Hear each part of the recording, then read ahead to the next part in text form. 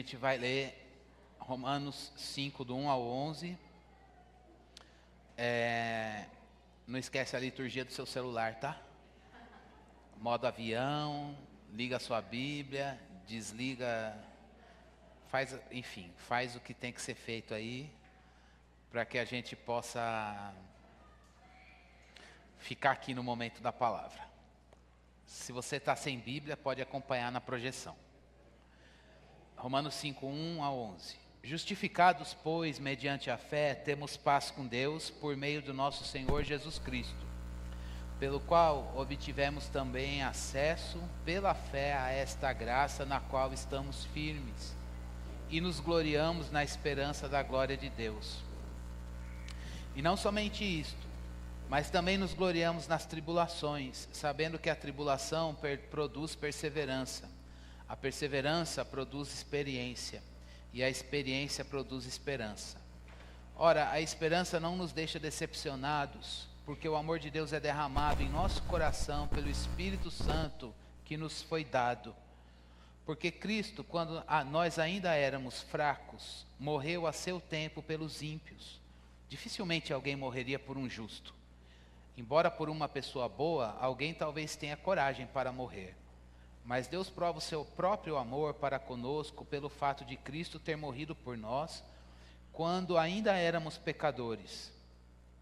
Logo, muito mais agora, sendo justificados pelo seu sangue, seremos por ele salvos da ira. Porque se nós, quando inimigos, fomos reconciliados com Deus mediante a morte do seu Filho, muito mais estando já reconciliados, seremos salvos por sua vida. E não apenas isso, mas também nos gloriamos em Deus, por meio do nosso Senhor Jesus Cristo, mediante o qual recebemos agora a reconciliação. Vamos orar? Senhor, fala conosco. Nós estamos aqui para ouvir a Tua voz. Dissipa e faz calar as outras vozes dentro de nós. Que vozes humanas, ó Deus, sejam silenciadas, que vozes malignas sejam caladas pelo poder da Tua voz. Tua voz é poderosa, Tua palavra é viva e eficaz. Não deixe, Senhor Deus, que nós nos percamos de Ti e que haja sanidade mental por meio do Evangelho, que haja saúde mental para nós por meio do Evangelho, que a gente tenha na palavra um conhecimento que se sobrepõe a qualquer outra informação que nós recebemos, ó Deus. Que se sobreponha a qualquer outro conhecimento que nós temos, porque o que temos aqui, Senhor Deus, é a palavra do Deus eterno, Criador dos céus e da terra, aquele que sustenta todas as coisas pelo seu poder. E uma palavra que não volta para o Senhor vazia. Tudo passa, mas a Tua palavra não, Senhor. Ela é eterna, diz o Salmo, e ela está firmada para sempre nos céus. Por isso, Deus, que o Senhor nos agracie com a escuta, uma escuta fiel, uma escuta crente, uma escuta, Senhor Deus, de qualidade, uma apreensão do conteúdo, Senhor Deus, na vida. É a nossa oração no Teu nome. Amém. Bom, quem faz atividade física, não aeróbica, mas faz atividade física de fortalecimento muscular, se não faz, tem que fazer. A conversa de hoje não é sobre isso, mas eu quero partir disso. Precisa ter fortalecimento de core. Não é decor de coração, é core, essa região do corpo. Eu costumo dizer que, por exemplo, o meu core, ele é cheio de pneu, mas eles estão todos calibrados. Estão todos aqui. Na hora que o corpo lá, estou trabalhando outro grupo muscular, pede sustentação do corpo, o core entra em ação. Eu não sou da área da saúde, muito menos profissional de educação física, me perdoe os físicos e outros profissionais dessa área aqui, mas eu fui buscar algumas coisas de definição de core. Para você ver a importância do core, para você garantir força em outras coisas do teu corpo. Então, o core é definido na saúde como potência, força e grupo muscular que garante estabilização. Esses músculos centrais criam uma base sólida para o corpo, para que se obtenha estabilidade corpórea. Em outras palavras, não adianta você trabalhar bíceps, adianta, tem que trabalhar. Mas não adianta só trabalhar bíceps, tríceps, quadríceps, panturrilha, que mais? Ombro, não sei qual é o nome do ombro, esqueci, mas o ombro e antebraço e o seu core ser frouxo. Porque a chance de você ter problema postural e de sustentação do teu corpo é muito grande. E aí a definição segue. Ao treinar o core, você estabiliza a coluna. Tudo certo, tem gente lá para cuidar. Criança sendo criança. Ao treinar o core, você estabiliza a coluna, e o que melhora e controla, gostei disso, melhora e controla a tua postura. Irmãos, o que nós temos visto em Romanos é core. O que a gente tem estudado aqui é base que garante estabilidade na vida cristã. O que nós vimos do capítulo 1 ao capítulo 4, Paulo trabalhou a repetição de fé e crer, fé e crer, fé e crer. Do capítulo 5 até o capítulo 8, a gente vai ver, sabe o quê? Vida, viver, vida, viver, vida, viver. Junta essas duas coisas. Se eu tenho fé, eu tenho que saber o que eu creio. E agora, para que eu viva, a vida que eu recebi, ela tem que ser escoada para o viver. Especificamente no sermão de hoje, a gente vai falar sobre segurança e estabilidade. De onde vem a sua segurança e estabilidade na vida? E aí, se o seu core de conhecimento doutrinário é frouxo, é fraco, não adianta você focar em outros grupos musculares, mas se a sua essência da fé tem fragilidades, você não vai ter estabilidade, não vai ter postura, você não vai ter sustentação quando a luta chegar. E é por isso que hoje, eu queria que a gente pegasse esse sermão e colocasse nele uma fórmula matemática para diagnosticar a nossa fé e dizer, meu Deus, esse grupo muscular de conhecimento da fé cristã na minha vida precisa ser fortalecido. E como você vai buscar fortalecimento disso? Com conhecimento bíblico. Para que quando surgirem as dificuldades da vida, porque o dia mal vem, não é profecia do mal e nem trabalhando o medo, mas é prudência. O que é o prudente? Prudente é aquele que se prepara. Prudente é aquele que diz, a tempestade bate na casa, a enchente, ela sobe no meu entorno. E quando esse dia chegar, o que eu vou fazer? Eu vou estar lá com estabilidade. Por quê? Porque esse núcleo provedor de forças, que a Bíblia diz que eu tenho que ter, ele está bem fortalecido. Quem passou dos 40 e vai para o médico, ele fala o quê? Fortaleça músculo para ter aposentadoria, de subir escada na velhice, não é assim? O que eu mais escuto todo ano que eu vou fazer check-up, está fazendo musculação? Como é que está a sarcopenia? Perdendo massa magra e ganhando massa podre, de gordura. Se aumentar as duas na mesma proporção, tudo bem. O que é? Foco na massa magra. Por quê? Não é nem estética. É garantia de aposentadoria lá na terceira idade. Então, e sempre tem que começar. E aí eu fico lembrando, gente, eu tenho uma mãe, não é exemplo, não é bobagem aqui, né? Eu tenho uma mãe de 77 anos, e aí ela liga para mim, acabei de fazer leg press. Aí eu falei, quantos quilos, mãe? 60 de um lado, 60 do outro. Aí eu fui para a academia esses dias, eu colocando uma linha de 20. Falei, não, uma mulher de 78, obesa, está carregando 60, mano, pode pôr 80 para cá, 80 para lá, e vamos progredir na carga. Por quê? Porque a gente precisa investir naquilo que vai garantir a nossa estabilidade. E a nossa estabilidade na vida, não estou falando de vida espiritual, na vida, é um core bem fortalecido no conhecimento da palavra. Portanto, no sermão de hoje, o que a gente vai trabalhar aqui, esse conhecimento vai trazer estabilidade e a gente vai se lembrar do que Paulo disse lá no comecinho da carta aos Romanos. O justo vai viver pela fé. É isso, esse é o core. Esse é o núcleo, o provedor de estabilidade. O justo vive pela fé. Portanto, a gente está reavivando essa verdade para a nossa mente, para o nosso coração. E no pontinho do sermão de hoje é, de que maneira a justificação pela fé faz parte desse core. De que maneira a justificação pela fé vai ser evocada quando os embates da vida chegarem para você.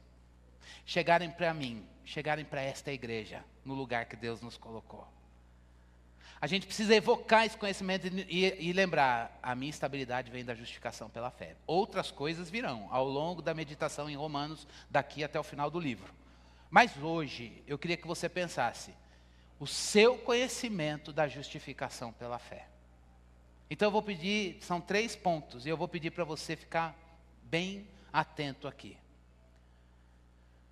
Justificação, a gente já viu do capítulo 3 e do capítulo 4. Justificação pela fé é o ato de Deus nos declarar justos com base nos méritos de uma pessoa justa, que no caso não é você e nem eu, mas Cristo Jesus. Nós somos pecadores, nascemos no pecado e praticamos o pecado. E o pecado nos separou do nosso Criador. Ele é santo, ele não peca. E ele não tem relacionamento com o pecado. E para a gente se aproximar com ele em relação, a gente precisa estar na santidade dele. Mas o pecado é um problema, é uma doença que nos separa do nosso Criador. E ele sabe que nós, por nós mesmos, sem a santidade dele, não vamos conseguir chegar a ele. Então o que ele faz? Graciosamente, estou retomando coisas que a gente já viu. Graça amorosamente, bondosamente, ele vem a nós, na nossa condição de pecador, por meio do seu santo Filho, liberta a gente de nós mesmos e nos dá a vida do seu Filho para que a gente se relacione com ele no padrão da vida de Jesus. Jesus mora em você. Jesus mora em mim. Quem entregou a sua vida e creu, ouviu o Evangelho e creu, Cristo veio morar nele. E Deus se relaciona conosco na base do seu Filho. E isso, ele é para sempre, o Filho dele, o sacrifício dele é eterno. Agora, quais são os desdobramentos dessa justificação? Deus fez isso por amor e de graça. Isso é perdão de pecados. Mas esse perdão de pecados tem desdobramento para nós. E o primeiro deles é que o texto diz que aquele que foi justificado por Deus, com base na obra redentora de Jesus, tem paz com Deus. E o que é ter paz com Deus? Irmãos, ter paz com Deus não é sentir paz. Pode ser que os sentimentos acompanhem. Ter paz com Deus é uma realidade objetiva. É uma realidade é a nossa condição de ser. Ter paz com Deus significa 2 coisas. Juridicamente significa que nós estamos diante de Deus limpos por causa do sacrifício do Filho dele. Então, uma pessoa justificada, ela sempre, olha só, preste bastante atenção nisso. Uma pessoa justificada, ela vai ter sempre como fonte de segurança no seu relacionamento com Deus, a obra redentora de Cristo Jesus. Eu já cansei de falar aqui e vou falar de novo. Toda vez que um crente peca, a gente não pode socorrer a nossa tentação carnal de querer resolver a nossa culpa. Sempre a gente vai querer, meu Deus, pequei, preciso resolver. A justificação fala, pecou, é errado e não pode resolver. O único jeito de resolver é o que o santo Jesus já fez. Aproprie-se ou recorra à justificação que Deus providenciou para esse pecado que você cometeu. É por isso que quando a gente peca, Por causa da justificação, a gente vai a Deus Pai com base na obra do Filho de Deus e a gente diz: Pai, eu pequei e eu não posso pagar o meu pecado porque eu não tenho como pagar. O preço por ele foi pago pelo teu Filho e é por isso que eu venho aqui por um novo, um vivo caminho que é o sacrifício do teu Filho e eu tenho a liberdade graciosa de dizer: pequei e quero me livrar desse pecado, e que bom que o sangue de Jesus me lava dele.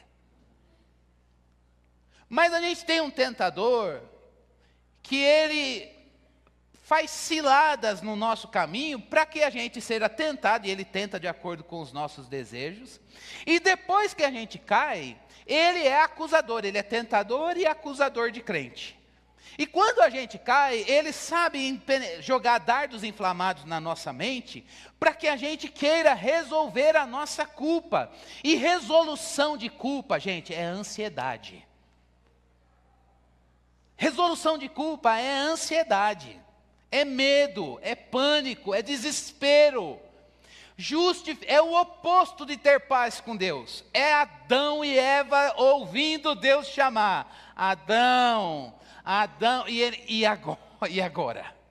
E agora? Eu preciso sumir, Deus está vindo, eu tenho que dar um jeito, pega o mato, esconde, e aí Deus vem, e o que você fez? Foi ela, e a ela foi a serpente. Quando na verdade Deus está dizendo: pode falar, eu já sei. A justificação é a liberdade que a gente tem jurídica de chegar diante de Deus e dizer: pequei, e eu não posso pagar. E eu queria que você pensasse, se você é daqueles que, eu já caí nessa várias vezes, de quando peca, quer perder bênção para pagar. Já falei esse exemplo aqui 50 mil vezes, vou lembrar de novo a tese. Deus, eu pequei, o Senhor pode tirar o emprego, porque eu não mereço ele. Você não merece nada mesmo. E eu também não, pode tirar aquela bênção, eu não sou digno. E eu novamente pergunto para você e pergunto para mim: e essa perda da bênção, desse presente, dessa dádiva que Deus te deu, paga o pecado que você fez? Não paga, meu querido. Eu me lembro de um amigo que estava na universidade, que aquele curso foi uma porta que Deus abriu, e eu encontrei com ele indo para a capela, e ele indo para a secretaria, e eu falei, e aí fulano, vamos na capela? E ele disse: não, estou indo na secretaria trancar o curso. Eu falei: por quê? Porque eu pequei e não sou digno de estar aqui. Aí eu falei, mas Deus te trouxe para cá, foi um milagre, essa porta foi Deus que abriu, e você vai trancar. Ele falou: vou trancar. Mas você não quer mais? Não, eu quero, mas é que eu não fiz jus. E Deus tem que tirar isso de mim. Eu falei: mas ele pediu para tirar? Não. Mandou você renunciar? Também não. Também não. Mas eu vou. Aí eu falei para ele: você vai para aliviar a tua culpa.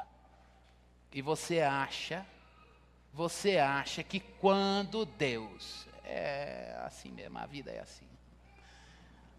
Você acha que quando Deus olhar a fichinha de trancamento, porque você perdeu a bênção, Deus vai falar: nossa, que bom, pagou.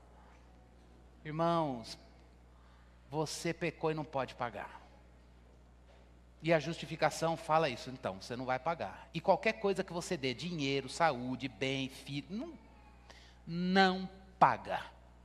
A única coisa que paga o nosso pecado foi a oferta e o preço que Deus mesmo providenciou, o Filho dele morto na cruz. Então, ter paz com Deus é correr para a cruz. Ter paz com Deus é pequei, corre para a cruz, meu irmão. Vai lá. Pecaram comigo. Pega o pecado do outro e põe lá, porque o outro pecou, mas a justificação de Jesus paga a dívida do outro. Isso é ter paz com Deus, juridicamente. É esse treino da fé, isso é corre, irmãos. Caiu, corre para a cruz. Não é, mas eu vou abusar da cruz, fica o dia inteiro lá pedindo perdão, 1000 vezes cai na mesma coisa, fique aos pés da cruz, porque é de lá que vem a tua cura. more lá. Pecou, o lugar da paz é a cruz de Jesus. É lá que está o teu pecado, e é lá que tem sangue derramado. Justificação, culpa e remorso não convergem, não convivem. Justificação se expressa em paz com Deus.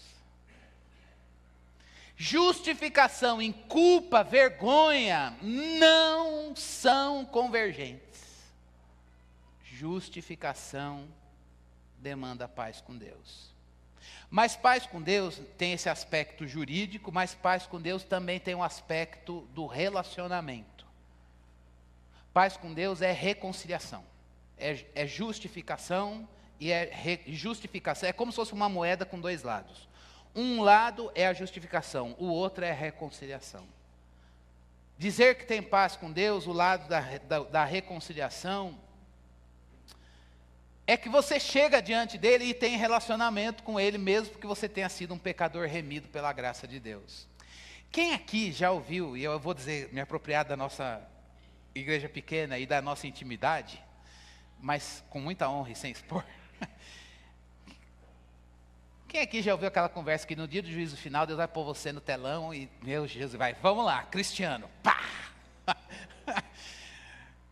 E aí, você fala, santo Deus. É agora que todo mundo, eu fico pensando, na hora que for eu, alguns irmãos vão falar, finalmente, agora a gente vai ver, vamos lá, ver o do secreto. Irmãos, reconciliação pode pôr no telão, pode pôr, sabe por quê? Deus já se irou comigo lá na cruz. A ira, o texto está dizendo, os versículos finais, que a ira que Deus poderia ter contra o nosso pecado, já caiu lá na cruz. E no dia do juízo final, Deus não vai expor a gente à vergonha, porque a nossa vergonha de ser pecador, quando você assumiu que você é um pecador e precisa de um Salvador, você já deu o maior atestado de que você, olha, ali é o teu telão. Você disse, esse aqui é o meu telão, pequei, e pecados bestiais, horrendos, e é por isso que eu corri aos pés do Salvador, e eu não vou temer o juízo final. O juízo final é para a gente olhar a profundidade da nossa miséria no pecado e dizer, meu Deus, Deus me tirou de lá, e Ele graciosamente, apesar de eu ser um pecador, Ele me amou, e me tirou dessa condição, me libertou de mim mesmo. Portanto, quem tem a justificação reata e ter paz com Deus é um relacionamento que Deus não se ira mais, porque Ele vê a santidade do Filho em nós. Isso tem desdobramento para a gente, Ele vai pensar nisso. Então eu não tenho mais medo da ira de Deus, nem no juízo final.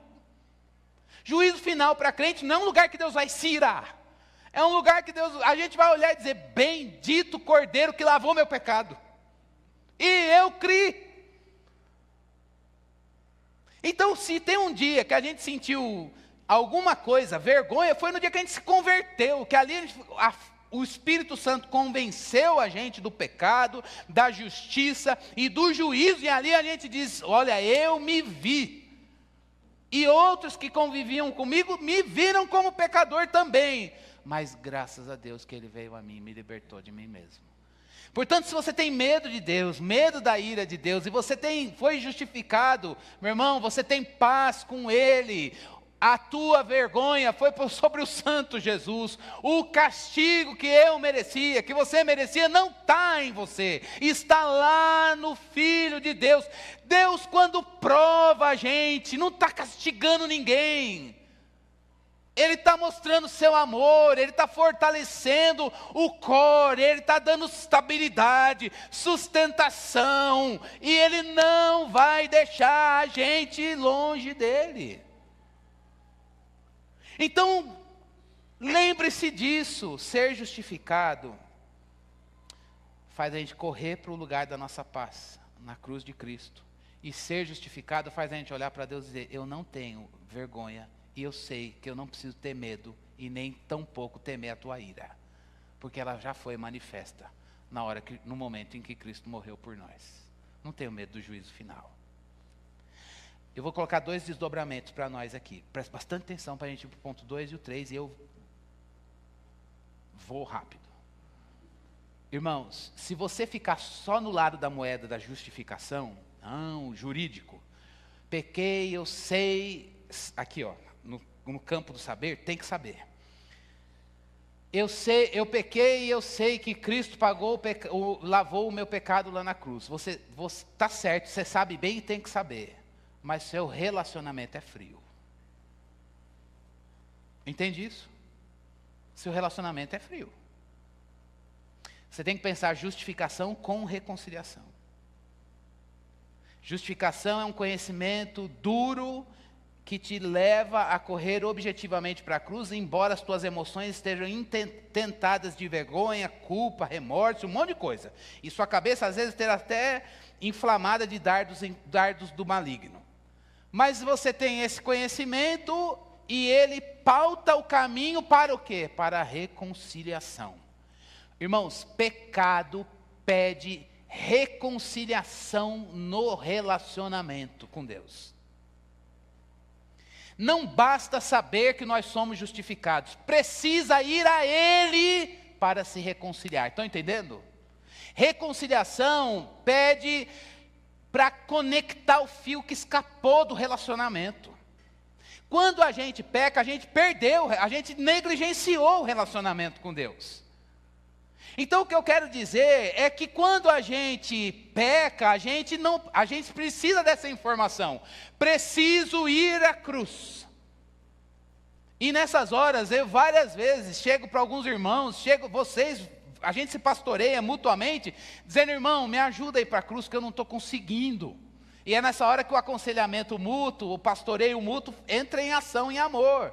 Meu Deus, o irmão está desconectado, não está conseguindo, está carregando um fardo de culpa. Vamos pegar na mão dele, vamos, irmão, vamos lá para a cruz junto. A gente precisa se pastorear nesse sentido, mas o que eu quero que você tenha consciência de que quando você pecar, você precisa dessa informação, mas por outro lado, você precisa ir buscar a reconciliação. Não adianta só você fazer pensamento positivo, está perdoado, tal, tchau, culpa, vai para a terapia. Não, eu já trabalhei as ideias aqui, agora eu só estou aqui para você ver. Tem que fazer isso. Mas, meu irmão, tem um lado subjetivo, que é você dizer, Deus, eu preciso reatar o meu relacionamento com o Senhor e refletir com o Senhor sobre isso. A reconciliação, se você não for lá e se reconciliar, não é a formalidade da reconciliação. Mas se você não vai ali, você não vai ver o que está se colocando entre Deus e você. E uma coisa que faz a gente se separar de Deus é o pecado. E o pecado precisa ser tratado na presença dEle, por Ele. Mas a gente é partícipe disso. Então todas as vezes que no nosso relacionamento o pecado nos desconecta de Deus, a gente precisa ir lá e dizer, Deus, eu vim aqui me reconciliar porque eu não quero perder o Senhor da referência. E eu vim aqui porque o Senhor me justificou em Cristo Jesus. O caminho está aberto. Então hoje, não vai ter reconciliação se a gente não refletir de que maneira o pecado vai assumindo formas na nossa vida. Isso não é uma perspectiva moralista, irmãos. Mas a gente precisa pensar de que maneira pecados vão se infiltrando. Sexta-feira nós estávamos aqui com os homens, no PG de homens. Ai, quem não veio, Deus te abençoe. Fica um recadinho aí para o seu coração, para você saber. Depois, se você quiser, pelo menos o arquivo eu mando. Tá? E quem está na agenda da vida, fica tranquilo, está sem peso. Mas a gente falou sobre homens sem mágoa. E mágoa, gente, sabe o que é? É um problema que é o pecado do outro. E o outro não está nem aí para arrumar o que ele fez. Às vezes não. E mesmo que ele quisesse, quando é carne, você fala, não sara. Não sara. pecado que o outro causou no teu coração, sabe quem vai redimir? Não é o outro, porque ele não é redentor de nada. Quem é redentor do pecado é Jesus. Então, sua mãe pisou na bola com você, meu irmão, quem vai redimir é Jesus. Seu pai pisou na bola com você, quem vai redimir suas emoções, seu pensamento é Jesus. E Jesus já é o Redentor, já morreu, já ressuscitou, está à direita de Deus intercedendo por você. Por isso que a gente viu no PG o seguinte: não ficar magoado é uma decisão. Não é uma decisão de eu vou resolver isso daqui, eu vou correr para a cruz porque Ele levou a minha ferida sobre Ele, e o castigo que me traz paz estava sobre Ele, e pelas suas pisaduras eu fui sarado. Quem quer ser sarado da dor? Pelo sacrifício do Redentor e não pela pessoa que fez. José, não tem desculpa, não tem desculpa. José, olha aí José, vai ouvindo desde o ventre. José é o filho da Lídia e do Estevão, gente, está no ventre ali. Não tem desculpa, gente. Justificação faz a gente acordar e dizer: eu preciso buscar maturidade. Eu preciso decidir. E ir lá aos pés da cruz e pedir para o Senhor trazer cura daquilo que está me atormentando. É assim que vem paz com Deus. Nada muda. O pecador, talvez o que te feriu não reconhece, mas você tem paz com Deus apesar do pecado do outro. Irmãos, tem um caminho de paz. Ou, eu só vou terminar essa aplicação, ou nós temos vivido com falsa paz. Avalie o seu coração. A verdadeira paz, ela vem da justificação com base na obra de Cristo, para os seus pecados ou o pecado dos outros sobre você. O que não vier da justificação é falsa paz. Vai acabar e você vai ter que renovar. E nessa renovação, você vai falar: meu Deus, eu não estou encontrando, cansei. O caminho da justiça de Deus, você diz: não, é de uma vez por todas, eu estou limpo desse pecado. Segunda consequência ou aspecto de estabilidade da justificação é porque ela nos dá esperança. Não é só paz com Deus, mas é esperança. E essa parte já foi muito alvo de pregação e eu tenho certeza que vai voltar. Então, nessas horas eu fico pensando: falo de novo ou falo o que eu não falei? Hoje eu vou optar por falar o que eu não falei das outras vezes. E aí, mas ao mesmo tempo, fico aqui na angústia: mas não vou falar de novo? Vou falar um pouquinho de novo, mas mais do que eu não falei. A esperança do crente é forjada no sofrimento.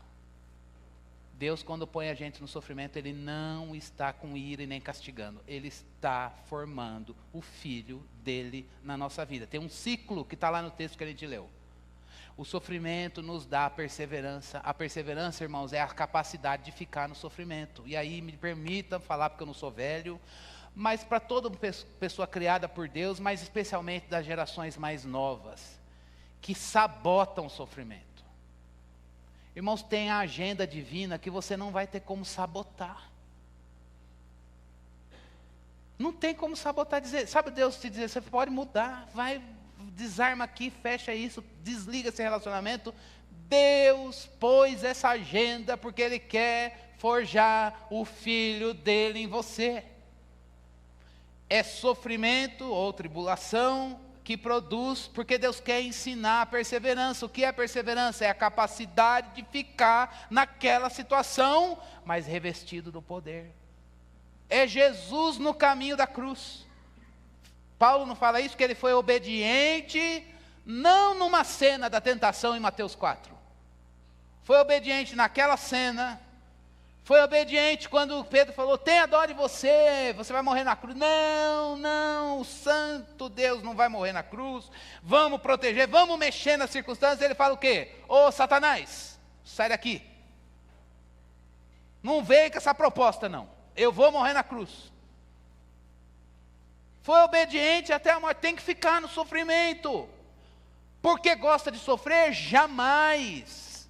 Não é porque gosta de sofrer, ninguém gosta.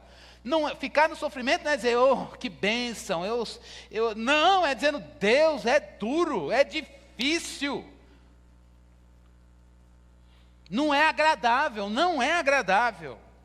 Mas tem uma coisa que o sofrimento traz que se torna agradável.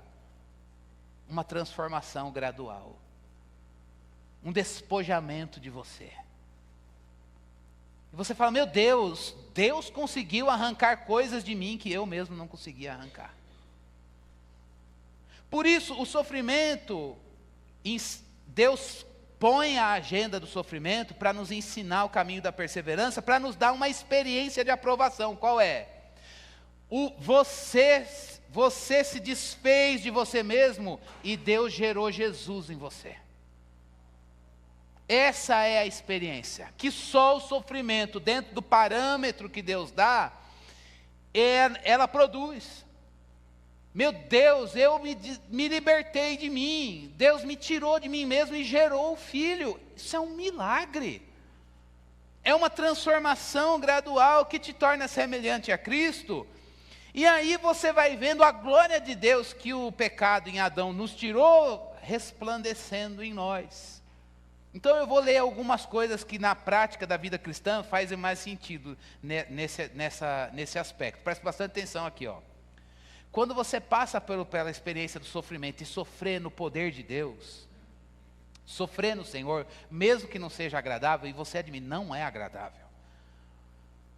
Você entende que o sofrimento tem um caráter espiritual e não é psíquico, não caráter psíquico. Quando eu falo caráter psíquico, não é no sentido de melhora só da mente, é formação de vida. O sofrimento gera a vida de Jesus em você. O resultado desse sofrimento é esperança. Por quê? Olha só, vou falar para a gente. Você cresceu, tem menos inquietação, tem mais solidez, tem mais paz, tem mais sossego. E quando a situação se repetir, você já tem a resposta para aquilo que vai acontecer. A resposta não no sentido qual é o desfecho. Você fala, não é a primeira prova, e não é a primeira vez que eu vou ser provado, e Deus vai garantir a presença dele ali. Eu não sei como vai ser, mas eu sei que Deus vai estar lá, e eu vou conhecer um pouco mais dele em mim. E é por isso, o que está por detrás dessa experiência do sofrer? A esperança que Deus já produziu em você. Então, meus irmãos, conforme isso é core. Crente precisa aprender a se submeter à agenda que Deus põe. E aí, depois no final, eu penso uma aplicação disso para nós. Então, na agenda do sofrimento, a esperança é você olhar para você mesmo e dizer, Deus forjou Jesus em mim. Custou. Custou aquele choro, custou lidar com aquela enfermidade, custou lidar com a escassez dos recursos, custou andar na medida certa, sabe, na medida do dia, quando eu queria ter garantia de 3 anos financeiramente falando, e Deus dizendo, é a conta do dia, é a provisão do dia. Sim. Mas eu quero passar por essa situação e não chegar cínico do outro lado. O oposto, irmãos, da esperança que o sofrimento produz é a amargura, a murmuração e o cinismo. E depois fala que Deus é provedor. Está cheio de crente assim. Ainda vem o pastor falar que vai orar. Como se eu não tivesse feito isso e Deus vai ouvir. Ouve do outro, o meu, falar nada, mas não desvio, fico aqui. Se Jesus voltar, pelo menos eu vou para o céu. Não, meu irmão, perdeu o vigor, se corta frouxo. Você está duvidando do texto, Deus é cínico. Você fala, pode parar. A gente precisa avaliar que Deus quer que você passe pelo sofrimento e tenha esperança.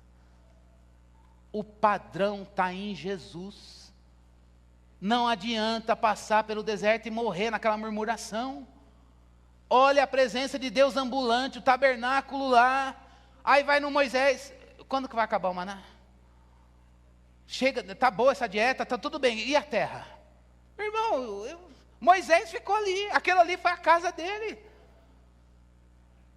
Agora, o que está faltando? Deus está aqui, tem comida, tem roupa, tem garantia do perigo, não vai chegar. Olha aqui durante o dia, olha aqui durante a noite. Tem abundância. Acabou. É a agenda dele. Levanta a mão e vamos viver. Portanto, hoje,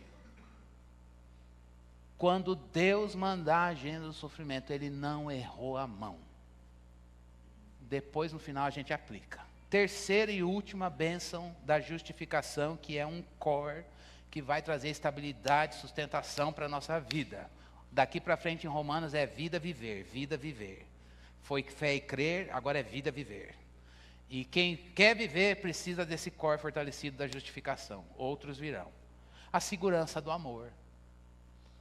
É um pacote, irmãos. Eu tenho paz com Deus porque eu estou diante dEle. Ainda que eu receba pecado dos outros, ainda que eu peque, eu vou me desvencilhar dele porque eu quero relacionamento. E por mais que seja no contexto do sofrimento, o relacionamento com Deus eu não perdi. Perder a beleza de ver Deus na palavra, eu não perdi. Isso está disponível, isso não tem prova que tire de mim. Vê a beleza do meu Deus. E terceiro ponto, de estar seguro nos braços dele, sabendo que ele me ama.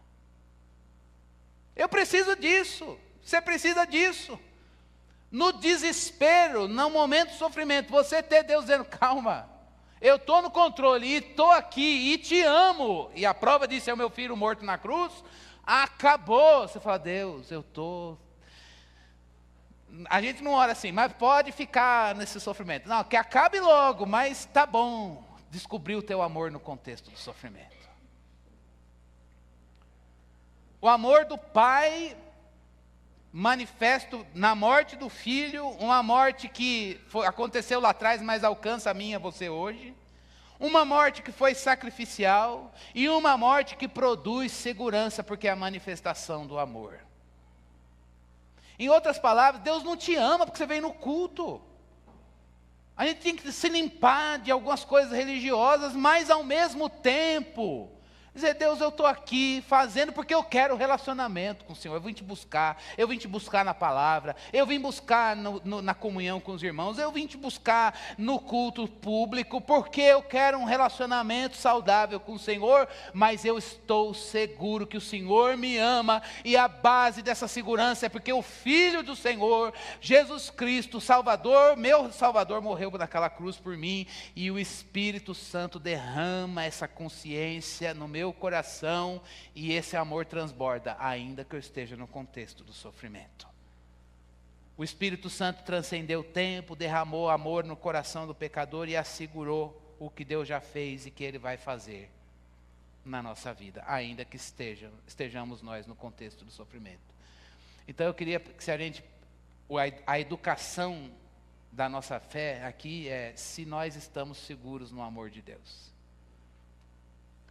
Às vezes, irmãos, a gente fica seguro nas bênçãos de Deus. Né? Então assim, meu Deus, estou na prova, na luta, ufa, Deus mandou um milagre. Ai, é uma bênção.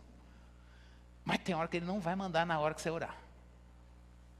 E aí você vai fazer o quê? Deus, o Senhor não responde, fala nada, não faz nada. Aí a primeira coisa que a gente faz, sabe que o Senhor me ama? O Senhor não fala nada, Deus, o Senhor não faz nada. Quanto tempo que o Senhor não manda um sinalzinho. E nessas horas a agenda do irmão é sempre mais à frente. O Senhor faz tanta coisa lá. E eu acho que Deus não me ama não. Isso precisa ser corrigido, irmãos. Ele não é, calma, Ele quer corrigir isso. É Deus falando, não falando, fazendo, não fazendo. Dizer, Deus, eu estou seguro no teu amor. E a segurança, quem dá, gente, é o Espírito Santo. Então se alegre com as bênçãos, renda graças ao Senhor. Ações de graças fazem parte da vida cristã. Mas quando as bênçãos estiverem fora da tua agenda, lembre-se disso. Não, eu preciso aprender a estar cheio do Espírito e seguro no amor de Deus. O meu núcleo provedor é que Deus me ama. Porque a Bíblia diz assim, lembra daquele corinho antigo? Que em inglês é Yes, Jesus loves me. Porque a Bíblia diz. Como é que é em português que eu não lembro? É porque a Bíblia diz, né? Mais ou menos isso, né? É isso. Eu levantar hoje e dizer, meu Deus, Deus me ama. Mandou o Filho me resgatar das trevas, eu estou livre de mim mesmo.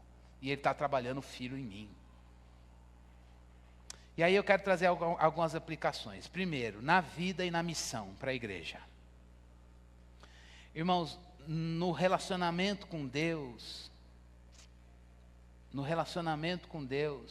a base do relacionamento com Deus, pensando naquela questão da reconciliação, é o ser de Jesus. Então, quando você pecar, não dê voz ao diabo. Corra para a cruz e saiba que o pecado do outro ou o seu tem um Redentor, Jesus Cristo. Você não pode fazer nada. E se as suas mãos quiserem produzir alguma coisa, isso é orgulho. Orgulho. Pequei, vou fazer a evangelização da cidade para compensar. Lixo, desculpa essa palavra. Não é para fazer. Obra de Deus não é pagamento de pecado. Deus que nos livre disso. Que vai sair no orgulho, vai ser feito no orgulho, e o resultado, se der certo, vai dizer, eu pequei, mas Deus me usou. Ó. Não. Pecou, corre para a cruz e diz, eu não posso pagar. Me humilho aos pés do Senhor, porque tem um que paga o meu pecado. Agora seja responsável. Deus pisaram na bola comigo, canalha, sem vergonha, fez e faz de novo, e não se humilha. Ora uma oração imprecatória, manda Deus fazer justiça, mas seja prudente com Efésios 4. Eu não quero que o sol se ponha sobre essa ira, e eu não vou dar lugar ao diabo. Porque a justiça de Deus me lava do meu pecado, mas também limpa o pecado que jogaram em mim. Deus trata aquela pessoa no erro dela, mas eu quero andar com paz da justificação.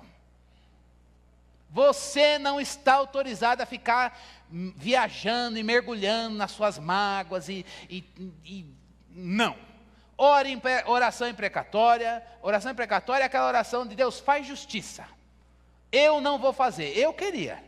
E a minha vontade é suja e pecaminosa, a vontade de matar aquela pessoa e dar 7 vezes mais do que ela deu para mim. Mas eu não vou fazer isso porque eu não sou santo, santo é o Senhor, mas eu vim orar, faça justiça. E enquanto o Senhor não faz, ou faz e eu não vejo, limpa meu coração. Limpa o meu coração. Isso é agora, já. Limpa o meu coração, porque eu não quero esse fardo. Irmãos, isso o diabo cai por terra. Agora na missão, irmãos, a justificação. O pecador precisa vir a Cristo, mas a maior bênção do Evangelho é ele deixar o pecado. Pecado nos separa de Deus, a reconciliação é relacionamento, é para relacionamento rompido. O que tira relacionamento com Deus? Pecado. Tem um monte de pecador perdido no mundo que precisa ouvir essa mensagem. Não tenhamos medo de falar isso. Olha, o mesmo Deus que te perdoou também te liberta de pecar. Isso é graça. Há um poder que nós não temos. Há um poder que o Senhor nos dá, o Evangelho nos dá, da gente poder anunciar para o pecador. É possível você ir e não pecar mais. É possível ir e não pecar mais. Os perdidos no mundo, como eu estava e você, precisam dessa mensagem. Segunda aplicação para o nosso coração. Pensa aí nas suas provas que você já passou. E pensa no legado de santidade que ela produziu. Vai, todo mundo pensa. Se você não passou nenhuma prova, eu vou dizer que você passou, mas não quis saber que passou. Você deu uma de filhinho mimado, que não quero ver não, filho. Aí você foi se entreter com Netflix para abduzir do sofrimento. Irmãos, Netflix não vai trazer consolo para você. Consumo de arte é uma bênção, está tudo certo, vai, faça imersão, mas é falsa paz. Caminho de falsa paz. Se você está na prova, corra para o altar. Vai para a presença de Deus e chore e clame poder para sofrer. Sua carne não sabe sofrer. Eu não sei sofrer. Mas saiba que lá na frente, ver Jesus em você, te pautou um caminho de santidade, um legado de você olhar e dizer, eu estou mais livre de mim mesmo. E o Filho de Deus está mais aqui.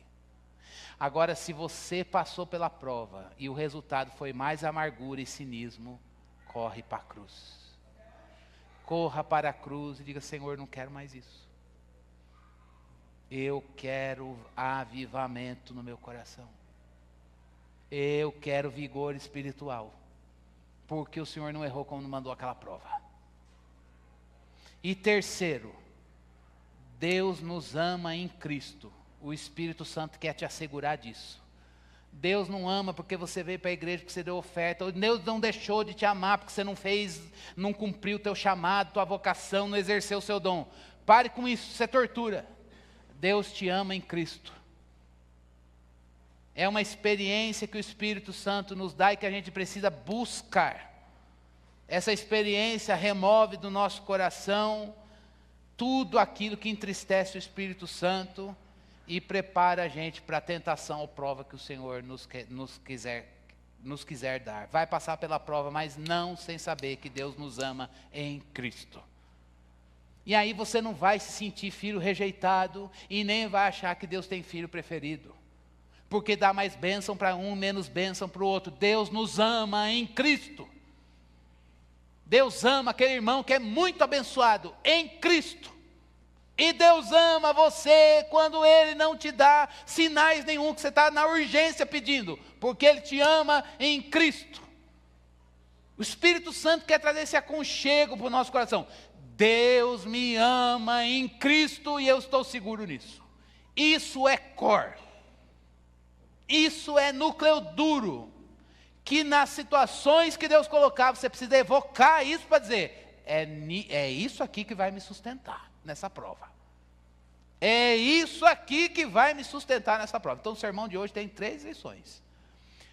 Que faz parte desse núcleo que garante estabilidade na fé. Saiba bem a doutrina da justificação. De um lado da moeda, juridicamente, corra para lá. Em termos, do outro lado é reconciliação. Cuide do seu relacionamento com Deus com base na justiça de Deus revelada em Cristo. Segundo ponto, irmãos, não se esqueça, Deus vai colocar o sofrimento porque Ele te ama. Em paz e no relacionamento com Ele, o sofrimento não vai desconectar você de Deus. Muito pelo contrário. Você vai passar por isso e ver que você cresceu, menos medo, menos inquietação, mais solidez, mais paz, mais sossego. E você vai olhar e dizer, o legado de santidade, o Cristo, Filho de Deus, está aqui. E em terceiro, eu estou seguro de que Deus me ama em Cristo. E não nas coisas que Ele faz. Ou nem tampouco suspeitando dEle, quando Ele entende que não é para fazer. Ele me ama em Cristo. E o Espírito Santo me aviva com esse conhecimento.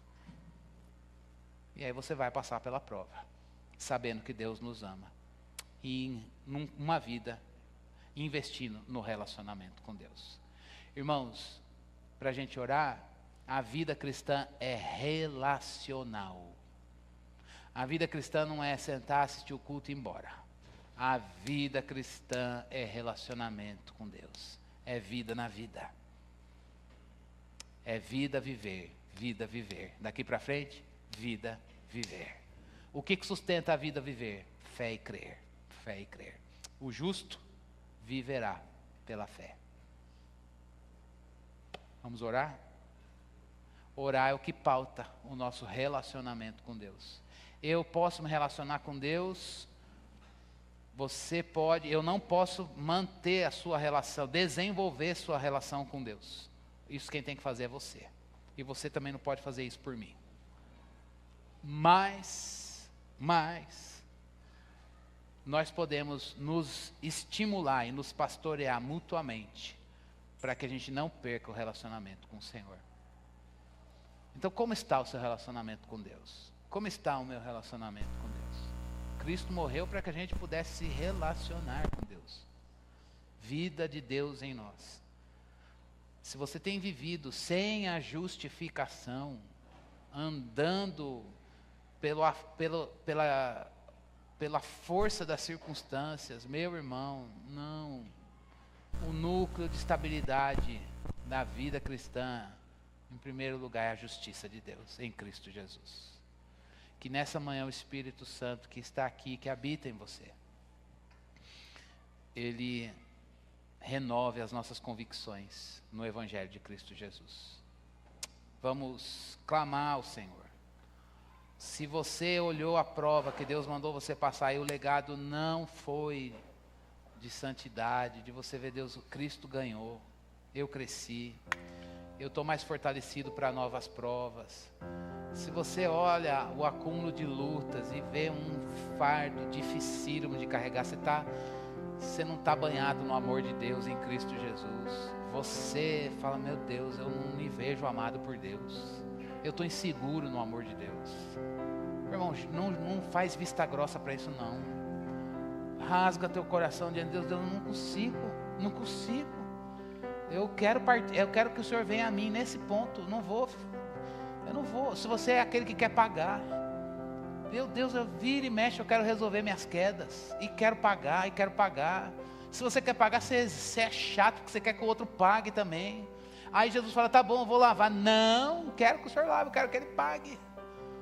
O Senhor lava, mas Ele vai pagar. E aí você está ali, Deus falando, meu Deus, eu estou com a água, a bacia, a toalha aqui, pronto para lavar teu pé.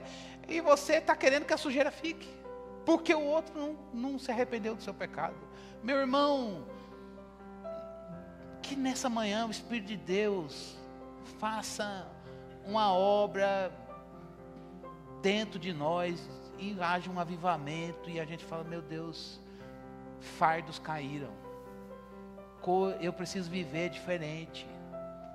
Não tenha medo de jogar o abismo que está dentro do teu coração e dizer, Deus, não, acho que a tua mão não alcança, não há abismo do pecado que a redenção não chegue. Ele chega lá.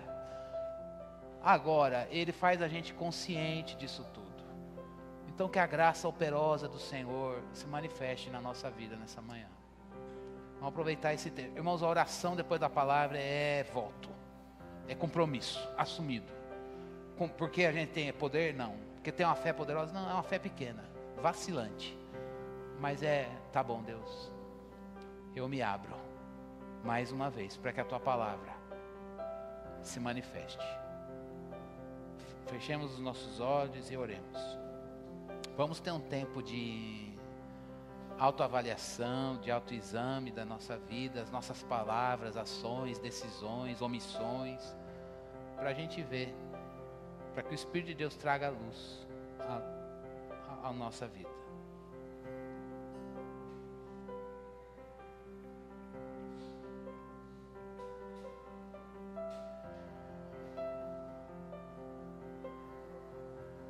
Ó Deus, nós rasgamos o nosso coração diante do Senhor, ó Deus, as nossas emoções, a maneira como temos vivido, os questionamentos, as perguntas, as nossas orações ou poucas orações. E nós pedimos, ó Deus, que o Senhor nos dê estabilidade, uma estabilidade que sai de um conhecimento saudável da palavra, os absolutos da fé, pilares da fé. Mas a gente não quer só esse conhecimento no aspecto jurídico, mental, intelectual. Tem que estar. Mas a gente também quer ser treinado na reconciliação, em ver o Senhor restaurar o nosso relacionamento contigo. E nessa manhã nós oramos sobre isso. Como está o nosso relacionamento com o Senhor? Como está a nossa amizade contigo, Deus? A nossa escuta, a nossa obediência, nosso prazer no Senhor, o nosso deleite no teu ser divino, a nossa satisfação no plano redentor. Como está, Deus? Como está? O Senhor sabe bem. Mostra para nós.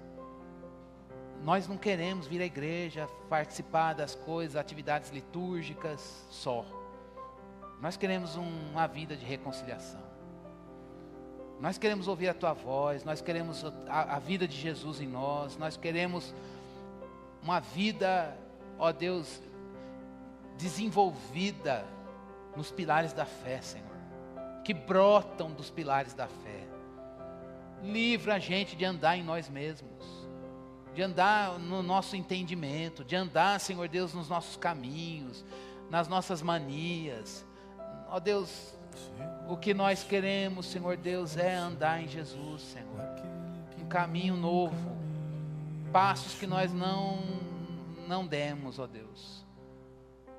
Deus, venha a nós nesta manhã, Senhor. Venha a nós, Senhor Deus, com graça. Venha a cada um de nós, ó Deus, e nos cura, Senhor Deus, das experiências de amargura, Senhor Deus, que nós passamos adquirimos por passar o sofrimento, não seguros do Teu amor em Cristo. Se nós estamos educados em ver a segurança do Teu amor nas bênçãos, Senhor Deus, educa o nosso coração. Senhor, por favor, nós queremos estar seguros no Teu amor em Cristo, Senhor, na obra redentora. Ó Deus, é daí que queremos o contentamento, Senhor. Ajuda-nos, ó Deus, a encontrar descanso no Senhor. Vamos cantar isso, irmãos. Em Teus braços é o meu descanso. Em Teus braços é o meu descanso. Em Teus braços é o meu descanso. Do início, seguro. Seguro estou nos braços daquele que nunca me deixou.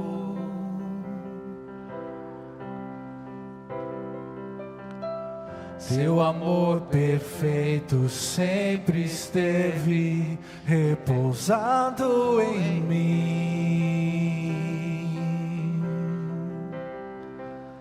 Se eu passar pelo vale, acharei conforto em Teu amor, pois eu sei que és aquele que me guarda, me guarda. Em Teus braços é o meu descanso.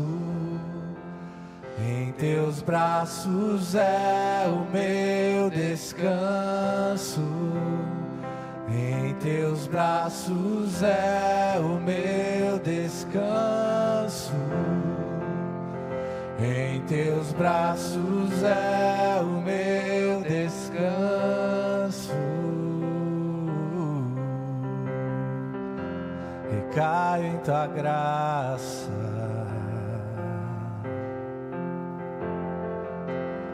Caio de novo em Tuas mãos, recaio em Tua graça, recaio de novo em Tuas mãos. E se eu passar pelo vale, acharei conforto em Seu amor, pois eu sei que és aquele que me guarda, me guarda. Em Teus braços é o meu descanso. Descansamos nos Seus braços, Pai. Em Teus braços é o meu descanso. Em Teus braços é o meu descanso. Em Teus braços é o meu descanso. Obrigado, Senhor, porque o Senhor é a nossa segurança, o Senhor é a nossa estabilidade, e nós queremos estar seguros em Ti, Senhor. Que maravilha essa doutrina da justificação, Senhor. Nem a inconstância do nosso ser, a feiura do nosso pecado, Senhor Deus, pode ser condição final para aquele pecador arrependido. Obrigado por essa justificação maravilhosa. Que a gente prove paz com Deus. Muda atmosferas em corações e mentes nesta manhã, Senhor. Muda, Senhor Deus, circunstâncias internas, somente por causa da justificação, pela fé, na obra de Cristo Jesus. Tira pesos, culpas, remorsos, murmuração, amargura, ingratidão, Senhor. E põe em nós um coração quebrantado, um coração que te ama, um coração em chamas para ti. Um coração que quer relacionamento com Deus e que vê nesse relacionamento um centro provedor da vida. Muda isso, Senhor Deus. Dá-nos essa experiência. E dá-nos força para perseverar no sofrimento, Senhor. Dá-nos graça, Senhor Deus, para acharmos a segurança do Teu amor no sofrimento. Mesmo que o Senhor não dê uma bênção, mesmo que o Senhor não manifeste a resposta de uma oração. Meu Deus, que a gente esteja seguro no amor do Senhor revelado em Cristo Jesus. Que a gente esteja seguro nesse amor, ó Deus, sabendo que Cristo já morreu por nós.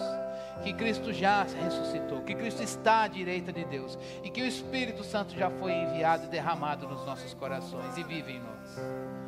Ó Deus, que a gente se aproprie dessas bênçãos e vitórias em Cristo Jesus, na obra da redenção. E a gente viva a redenção nos relacionamentos, ó Deus. Ó Deus, ajuda-nos a perdoar, Senhor. Ajuda-nos a receber perdão. Ajuda-nos, Senhor Deus, a colocarmos a culpa sobre o culpado que se fez culpado por nós. E a recebermos, ó Deus, as pisaduras que nos saram, Senhor Deus. Ainda que do pecado dos outros. Ó Senhor Deus, vem e visita esta vinha, Senhor. Torna-nos a dar vigor espiritual, Senhor. Dá-nos vigor espiritual na obra da redenção em Cristo Jesus. É no nome dele que nós oramos e agradecemos. Amém.